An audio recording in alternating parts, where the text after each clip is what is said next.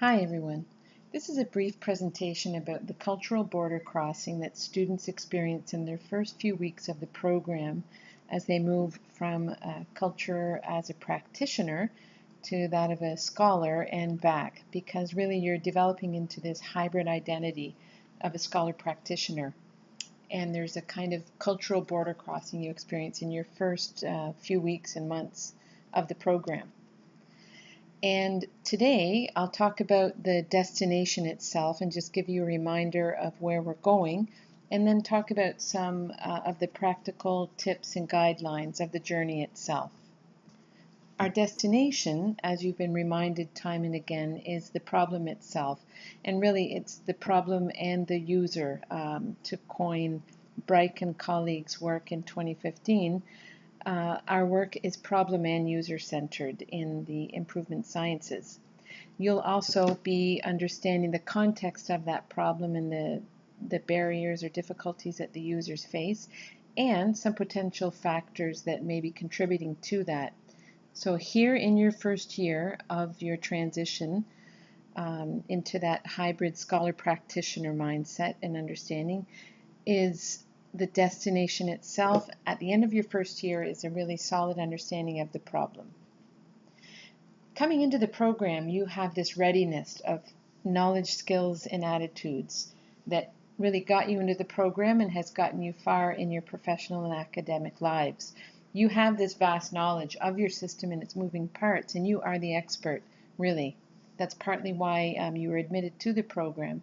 It's because of that vast knowledge. You also have this innate skill at solving problems, and not just in a linear, traditional way, but you're creative at it. You do it efficiently and well, and this is often why we don't delegate, is that we do it so well in our own context that it often takes too much time and effort to try to share that skill or to teach that skill.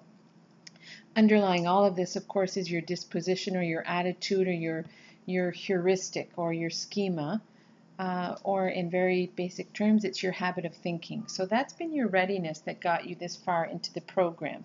And just to highlight again, this very nice, neat and tidy, highly functioning brain. Now that you're in the program, note the brain on the right. It's sweating, it's expending a lot of effort. And part of the problem in this transition or this cultural border crossing is that we depend on or cling to our vast knowledge. We hold on to what got us here. It's a little bit tough to let go of that because that's where a lot of our confidence is built. We also rely on those innate problem-solving skills, and we go to initiatives or solutions quite directly because of that vast knowledge and our expertise. We also have a certain attitude that we rely on for approaching problems and working collaboratively. And what we have found is that in this transition, this cultural border crossing, we're not as open to developing new knowledge, skills, and attitudes of the new culture.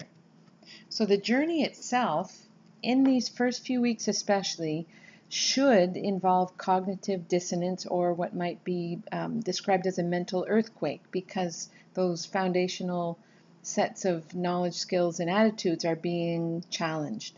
You are hopefully experiencing some uncertainty and starting to tolerate the ambiguity of not really having a problem nailed down.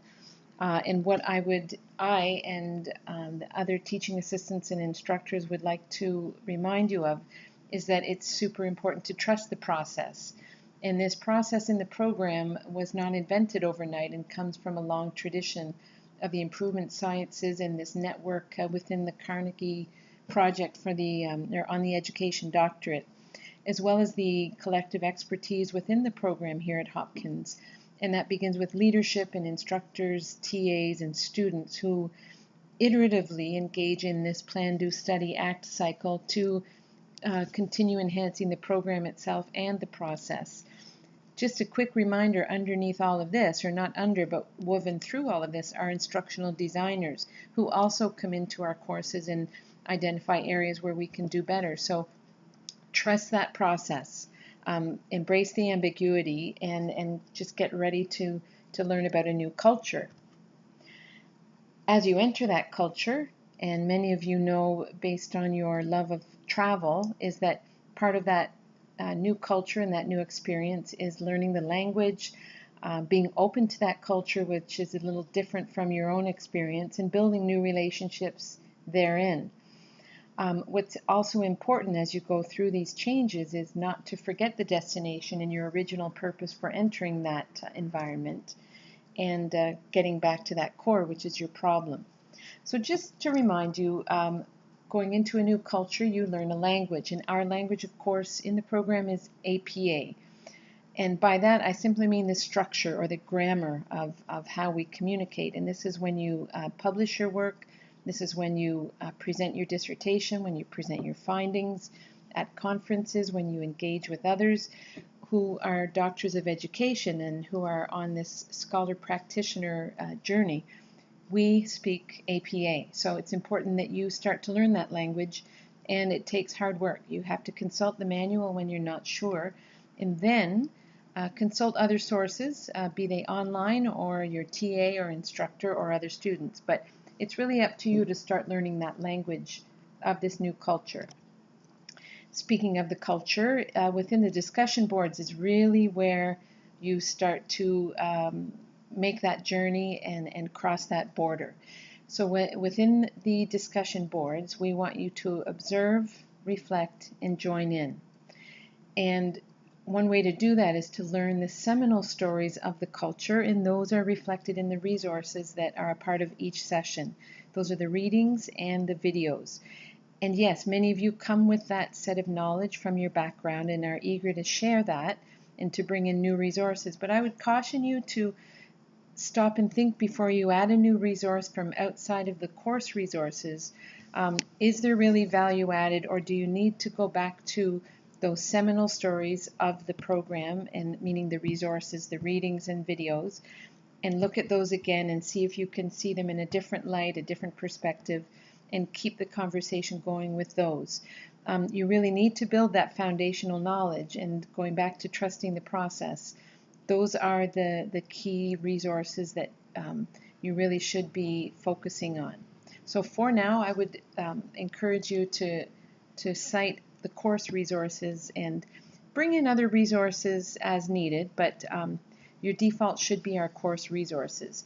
And to suspend your background or your culture, your knowledge, skills, and attitude, suspend that from time to time so that you can go back to this novel set of seminal stories of the program. Building relationships is really your key in the first year within the discussion forums, and that means being responsive.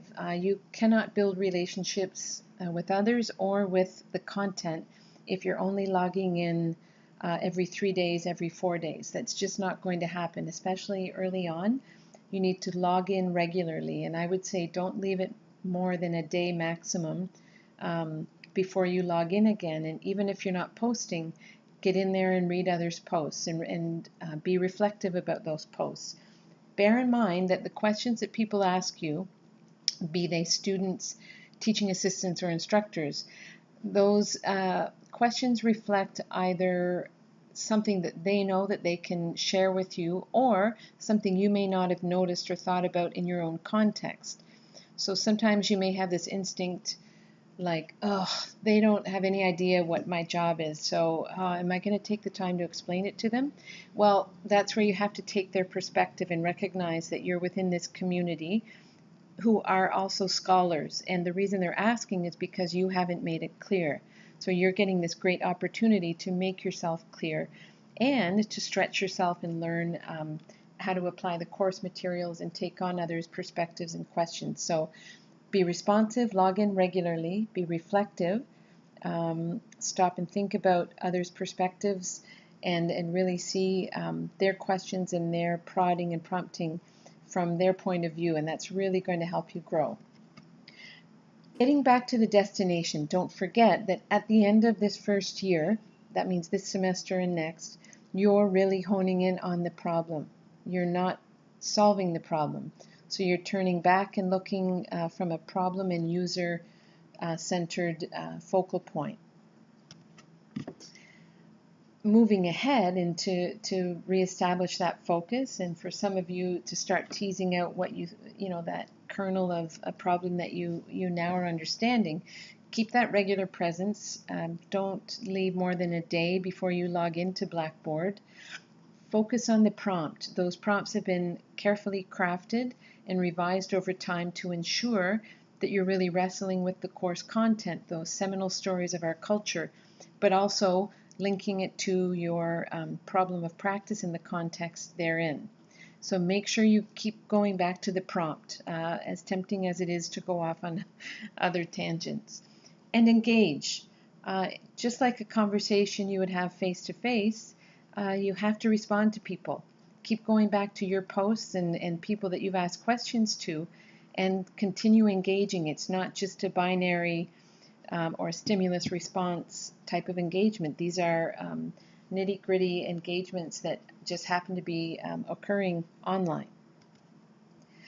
When you hit a wall, and you will, because all of us do, you do need to reach out. I really encourage you to post your questions in Blackboard, because if you have that question, I am confident that probably 75% of the other students have that question. If you prefer, you can also email us, and we'll respond as well as we can.